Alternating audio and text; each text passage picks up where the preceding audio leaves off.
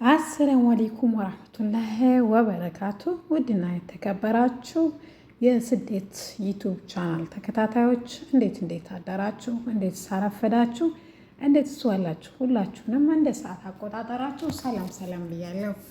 ውድና የተከበራችሁ ለዚህ ቻናል አዲስ ከሆናችሁ ሰብስክራይብ ማድረጋችሁን እንዳትረሱ፣ የደውል ምልክቷን ይጫኑ። አዳዲስ ቪዲዮዎች ስለቅ ቅድሚያ ለእርሱ ይደርሶታል። ነባሮች ደግሞ ላይክ ሼር በማድረግ እንዲያበረታቱ በአክብሮት ጠይቃለሁ። ስደት ቻናል ይባላል። ሁላችሁም የስደት ኃላፊነታችሁን እንድትወጡ በአክብሮት ጠይቃለሁ። ስደት ያስመረራችሁ፣ ስደት እንክክ ያላችሁ ስደት ብየዋለሁ ቻናሉን ስም። ዛሬ ይዤላችሁ የመጣሁት ክፍል 45 የህይወት መንገድ ነው። ከስደት ጋር በደንብ ስለሚያገናኘው ባለፈው 44 እንዳለቀው እንዳያችሁት እንግዲህ እንደተመለከታችሁት ሂሩት ስልክ እያወራች ሚኪ ተከትሏት ወጥቶ የሆነ ድምፅ ትሰማና ስልኩን ትዘጋዋለች። እንደዘጋችውም ዞር ስትል ማንንም አላየችም ነበር። እንዴ ቅዥቼ ነው ወይስ ምንድን ነው ትልና ተደብቃ ታዳምጣለች። ሚኪም የሄደች መስሎት ብር ብሎ ይወጣል። በወጣም ጊዜ እሷ ከኋላው እዝህ ነይ ትለዋለች። እሱም ለምን እንደዚህ እንደምታረግና የሂሩት እህት እንዳልሆነች ነዳይትና እህት እንዳልሆነች እያወቀ እዚህ እማጥ ውስጥ ለምን እንደገባች ይጠይቃታል። ስለዚህ ጉዳይ እንዳናወራ ተነጋግረንበት ነበር ትለዋለች። ችግር ውስጥ እያለሽ ዝም አልልም፣ ስለዚህ ልትነግሪኝ ይገባል ብሎ ያስገድዳታል። ሂሩትም ድጋሜ ለማንም እንደማትናገር ቃል ግባልኝ፣ እኔ ቃል ገባልሻለሁ። እሷም እንዲህ በማለት ትነግሯለች። ሳራ የእህቴን ልጅ አግተዋለች። ስለዚህ የእህቴን ልጅ ለማስፈታት ለሂሩት ቅርብ መሆን አለብኝ መረጃዎችን ለመሰብሰብ። እሷ ግን የክፋቷ ጥግ ለማንም መረጃ አትሰጥም። እህቷ ሆኜ ራሱ ከኔ ትደብቀኛለች። ስለዚህ ተመስገን የእህቴን ልጅ አስፈትቻለሁ። ቢሆንም ግን የህፃናቶች ስቃይና ወደ ውጭ ሀገር መሸጥ ሊበቃ ይገባል። ስለዚህ መረጃ ሰብስቤ ከዚህ ቤት እወጣለሁ ትለዋለች። ህይወት የሳራ እህት መሆኗን እያወቅሽ እያሰቃየቻት ዝም አልሽ። ይሄ ግን እንዴት ሰላም ሰጠሽ ይላታል። ማልሰቃይና ልቤ በየቀኑ እንደማይደማ ማናየልኝ። ግን እኔስ ምን ላድርግ? የእህቴስ ልጅ ህፃናቶች ውስጥ አያሳዝኑህም? ከቤተሰቦቻቸው ተነጥለው ማንም ሀገር ሲያድጉ ትለዋለች። እሱም እሺ እኔ ውድ ይሄ ከሆነ ምክንያትሽ ለማንም አልናገርም። ስለዚህ እባክሽ ይህን ነገር ቶሎ ቋጭተሽ ወደ ቦታሽ መመለስ አለብሽ ይላታል። እናም እከታተልሻለሁ ይላታል። ወደ ሄድኩበት ሁሉ መሄድ ትዘልቀው ተሆነ ና እንሂድ ትለዋለች። እሱም በመስማማት እሺ ይላታል። እሷም የምትሰራው ፀጉሯን ሹርባ ነው ወይስ ተኩስ? እኔ የሚሄደው ምክንያቱም ፀጉር ቤት ነው ትለዋለች። እሱም ስቆ ምን ማለት ነው ይላታል። ከተልሻለሁ ስላልከኝ ፀጉር ቤት ምን እንደምትሰራ ቅድሚያ መናገር ስላለብኝ ነው ትልና ተበሳይታ ወደ ቤት ትገባለች። ወደ ቤትም በገባች ሁኔታ ዳዊት ቁጭ ብሎ ነበር። ዳዊት የህይወት ፍቅር እያብሰለሰለው ነው። ያብሰለሰለው እያለ ሁለቱም ይገባሉ። ድንገት ሳራ ትመጣለች። ሳራም ወደ ክፍሏ ትገባለች። ሳሚም ተከትሏት ይገባል። ተንግዲህ ወዳ ልጅቱን ማሰጠኝ ከሆነ ተንግዲህ ወዳ ለማንም ምስጢርሽን አደባባይ ላይ ነው የማወጣው። ልጅቷ አንቺ እንዳገሻት ለማንም አልናገርም፣ ግን ልጅቷ እንድትሰጭኝ እፈልግሻለሁ ይላታል። እሷም አላቅልህም፣ ጭራሽ አታፍርም?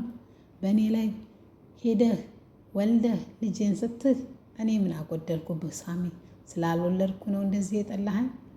እናንተ እኮ ጻድቅ መሳዮች ሸይጣን ናችሁ። እኔ ግልጹን ሁሉን ነገር ስለምናገር ክፉ ሆኜ እታያለሁ። እናንተ ግን በሚስጥር ብዙ ነገር አደረጋችሁኝ።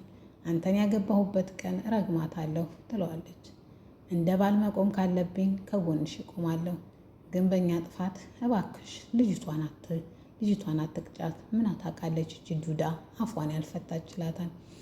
እሷም እንደምትሰጠው ቃል ትገባለትና አሁን ተዝታ አጠገቤ ይውጣልኝ ብላ ታስገድደዋለች። እሱም ራሷን እንድታረጋጋ ነግሯት ይወጣል። እሷም በንዴት ወደ ቢሮ ትሄዳለች። ቢሮን በሄደችበት ሰዓትም መርከቡ የሚል በተደጋጋሚ መልእክት እያስቀመጠላት ነው። ስሙ መርከቡ ነው። እሷም የትኛው ጥላቴ ነው በማለት በማሰብ በጣም በድንጋጤና በችኳሌ የተሞላበት ትደውልና ቁልፌ እንዲቀየርልኝ በቶሎ እፈልጋለሁ ትላለች። እሺ ብለው ቁልፏ የሚቀየርላታል። የመረጋገጥ ስሜት ስላልተሰማበት ልጅቷን እንድታመጣ ወደ ቦታው ስትሄድ ልጅቷ አልነበረችም። ልጅቷን እንዳጣችው መታ ለሳሚ ትነግረዋለች። ልጅቷን በእጅ እንደምታስረክቢ ቃል ገብተሻል፣ ቃልሽን ፈጽሚ ይላታል። ጭራሽ አንተ ስለወለድካልኝ ቆሜ ትከራከራለሁ። እኔ እሰጥሃለሁ ብዬ ነበረ ግን አልተሳካም። እድል ከአንተ ጋር አይደለችም። እሱም ይሄን ባለ ጊዜ ከአንቺ ሌላ ማንም አይወስዳትም፣ ማን ወሰዳት ይባላል በማለት ይጮህባታል። እኔ ምን አውቄ ብላ ነው? እኔ በአቅምን አስደበቀኝ። እኔ እሰጥሃለሁ ተንግዶ ወዳ በልጅቷ ጉዳይ ከደሙ ንጹህ ነይ ትለዋለች።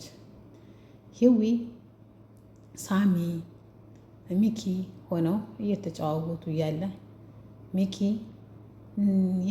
የዴቭን የልጅነት ታሪክ አታውቂም እንዴ ይላታል። ምን ነበር ትለዋለች። በልጅነቱ ሴት ስለማይቀርብ ሴት በቀረበ ቁጥር ይፈራል።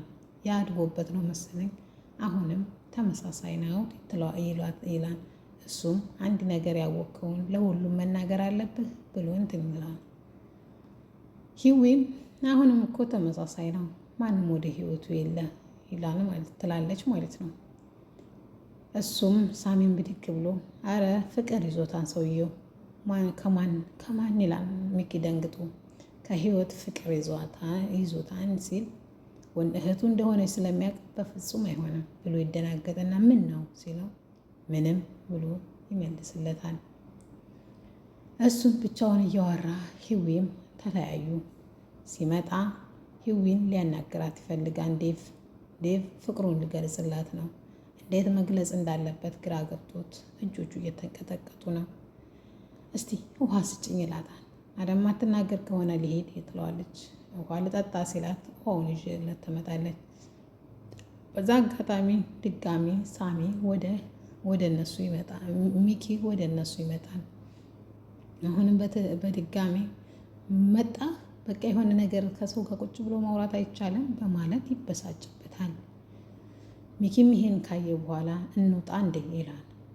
አይ አትወጣም፣ እኔ ንፋስ መቀበል ስላለብኝ እኔ ነኝ የምወጣው ብሎ ይናገረዋል።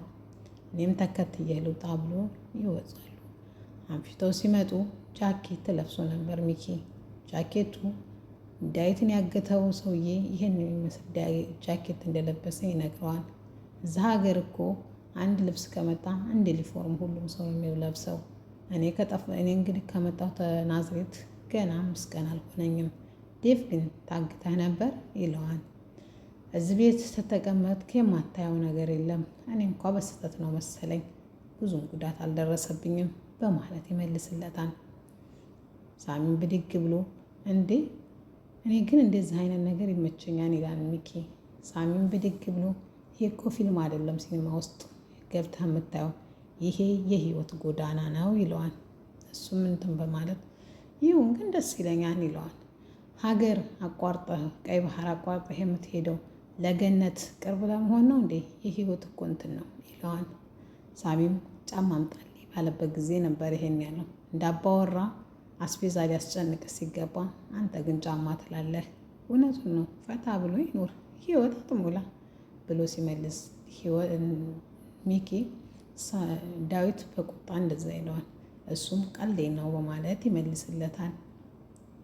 ልጅቷን የወሰደቻት ሂሩት ናት። ሂሩት ልጅቷን ያስመለጠቻት ሂሩት ስለሆነች በአጋጣሚ ስላገኘቻት በጣም ደስ ብሏታል። የሆነ ቦታም ልደብቃት ነው። ስለዚህ የሳራን ጉድ ካወጣች በኋላ ሂሩትም ወደ ቦታዋና ወደ ቤተሰቦቿ እንደምትመለስ ለሚኪ ቃል ገባችለት ማለት ነው። ሳሚም ይህን ካደረገች እንግዲህ በሰላም አብረው እንደሚኖሩ ይነግራታል ለሳራ ማለት ነው።